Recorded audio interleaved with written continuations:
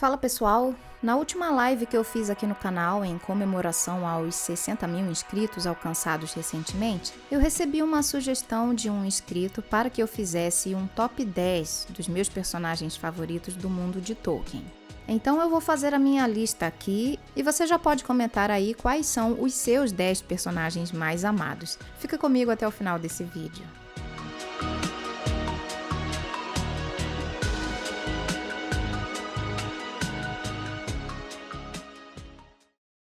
Bem, existem muitos personagens que eu gosto no Legendário, e para mim foi difícil escolher 10. Mas para esse vídeo não ficar longo, eu vou quebrar ele em duas partes. Por isso vamos ver 5 hoje e os 5 primeiros do topo da lista depois. De maneira geral, eu gosto da maioria dos personagens, e tem alguns outros que eu já não gosto tanto, mas respeito.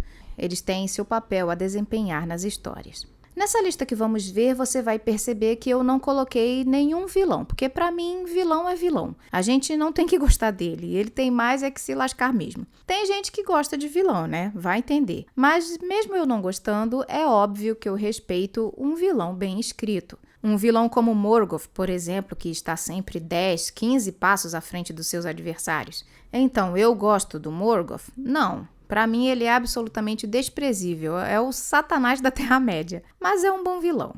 Começando a lista. Em 10º lugar está o elfo Aegnor, irmão de Galadriel.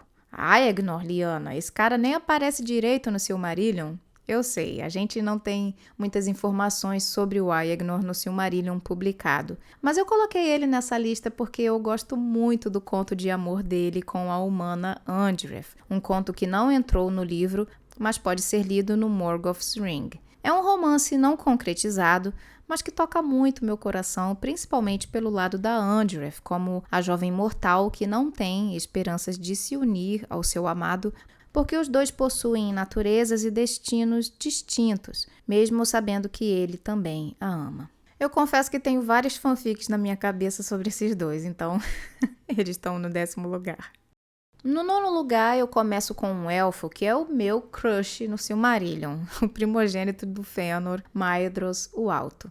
Ele teve um papel muito proeminente e significativo na Primeira Era, principalmente no comando da Casa de Fëanor após a morte do pai. E, infelizmente, ele também cometeu crimes, pois esteve envolvido nos 3 fratricídios, o de Alqualondë, de Doriath e dos refugiados da Falas. No primeiro fratricídio, ele provavelmente seguiu a loucura do pai, que quis tomar os barcos dos Teleri à força, e os outros 2 ele praticou por se sentir pressionado pelo juramento de Fëanor, mas isso não o faz menos culpado. Ele comeu o pão que Morgoth amassou logo no início da Primeira Era, quando Morgoth o capturou e o prendeu numa das rochas das Thangorodrim, e ele ficou pendurado pelo pulso direito por 32 anos.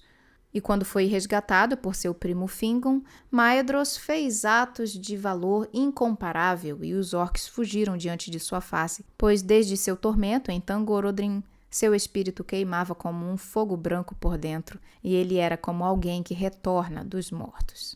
Eu fiquei triste pelo fim dele ao se jogar num abismo de fogo, pois eu esperava que ele alcançasse alguma redenção, assim como o irmão dele, o Meglor, que desejou desistir dessa coisa toda de reaver a qualquer custo as Silmarils. Eu queria que o Maedhros tivesse este mesmo sentimento e arrependimento que o Meglor, mas ele se sentia muito acorrentado ao juramento e teve o fim que teve quando conseguiu recuperar as 2 Silmarils, e ele não pôde segurá-las por muito tempo, pois elas o queimaram, mostrando o quão caído ele acabou se tornando, e suas mãos agora eram impuras e estavam sujas do sangue dos seus parentes. Uma pena, eu acho ele um gato.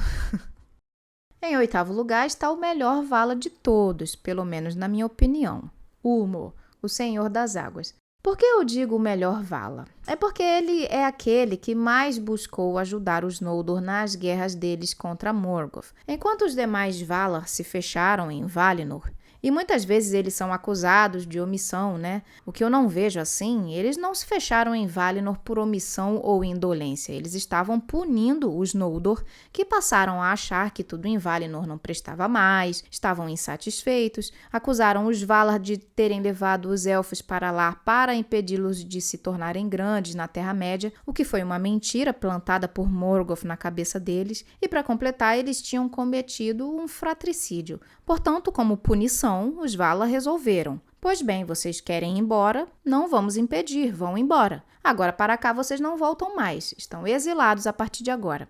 Então eu não discordo dessa punição dos Valar. Agora, o Ulmo, ele era o único nessa época, pelo menos, que vinha à Terra-média, porque como Senhor das Águas, sua presença se estendia de leste a oeste. Na verdade, ele sequer morava em Valinor. Ele só ia lá quando tinha alguma reunião importante. E ele se preocupava com o que estava sucedendo aos Noldor e aos demais povos ali, não muito contrário de Manwë, que na época do exílio dos Noldor enviava suas águias para ficar de olho neles em Beleriand e saber que mal lhe sucedia. E Ulmo, por sua vez, era também um dos maiores inimigos de Morgoth. Então ele buscou ajudar como podia, mas não indo contra o que os Valar haviam decidido. A maldição de Mandos permanecia sobre os Noldor e estava se cumprindo, e os Noldor, por sua vez, tinham a sua parcela gigantesca de responsabilidade pelos males que estavam sobrevindo a eles, pois, mesmo com os alertas de Ulmo, os Noldor optaram por ignorá-lo, e assim Nargothrond foi destruída e Gondolin também. Mas o próprio Silmarillion afirma que Ulmo ama elfos e homens e nunca os abandonou, nem mesmo quando foram alvo da ira dos Valar. E Ulmo estava sempre aberto a todos os que estavam perdidos nas trevas ou perambulavam afastados da luz dos Valar. E também nunca abandonou a Terra-média. É por isso que eu gosto dele, porque ele é um Valar mais misericordioso. Em sétimo lugar, temos o elfo que representa o sofrimento que um elfo pode ter em sua condição natural de imortal. Elrond nasceu na Primeira Era e em seus longos anos de vida ele passou por muita coisa e teve de perder muitas coisas, e principalmente muitas pessoas que ele amava. Já na infância ele teve de ficar sem seus pais Elwing e Eärendil, que conseguiram convencer os Valar a ajudarem nas guerras contra Morgoth, mas por fim não puderam voltar para seu povo na Terra-média, muito menos para seus filhos. Ele e seu irmão Elros viram os irmãos Maedhros e Meglor matarem seus parentes em Falas e não perderam suas vidas porque os irmãos da casa de Fëanor se apiedaram das crianças e os adotaram e os criaram. Quando na Terra-média, já na Segunda e Terceira Era, ele teve de ver a morte de seu único irmão, Elros, que, optando por ser contado entre os homens, acabou morrendo séculos depois, sendo ele o primeiro rei de Númenor. Ele teve de se apartar de sua esposa, que, após ter sido capturada e torturada por orcs, resolveu partir para Valinor para se curar. Ele também se viu forçado a se separar de sua filha Arwen, que escolheu uma vida mortal em amor a seu esposo, o rei Aragorn. Elrond nos dá esse vislumbre do que seria um mundo onde alguns são imortais, mas outros não. E não há como não sentirmos por este elfo que experimentou muitas vezes as dores da perda. Mas Elrond não é, logicamente, apenas um personagem digno de pena, claro que não. Ele é um elfo poderosíssimo, o qual lutou contra Sauron também na Guerra da Última Aliança, foi braço direito do último Alto Rei dos Noldor, Gil-galad, e era um dos últimos representantes dos dias antigos, no final da Terceira Era e no início da Quarta. Fora que ele é um dos sábios, um daqueles que, nos dias sombrios, não abriu mão de lutar pela Terra-média e pelos povos livres que habitavam nela. E era também o guardião de um dos 3 anéis élficos mais poderosos, o Vilya. Em sexto lugar está a minha elfa diva suprema, Lúthien. Bem, a Lúthien é a minha elfa favorita, com certeza. Eu gosto dela principalmente pela sublimidade que ela carrega como uma elfa semidivina, uma das elfas mais elevadas, mesmo que não tenha pisado em Valinor. Imagina se tivesse, o quão poderosa ela não seria se ela fosse um dos Calaquendi, os Elfos da Luz. Eu admiro muito a beleza que ela carrega, não de apenas ser literalmente uma elfa muito bela, conforme a descrição do livro, mas principalmente por ela carregar uma beleza de alma muito grande. Ela é uma personagem que tem traços de feminilidade e virtudes muito elevadas. Ela, ao contrário de seu pai, que acabou mudando de opinião tempos depois, não desprezava os humanos, nem olhava para eles com altivez.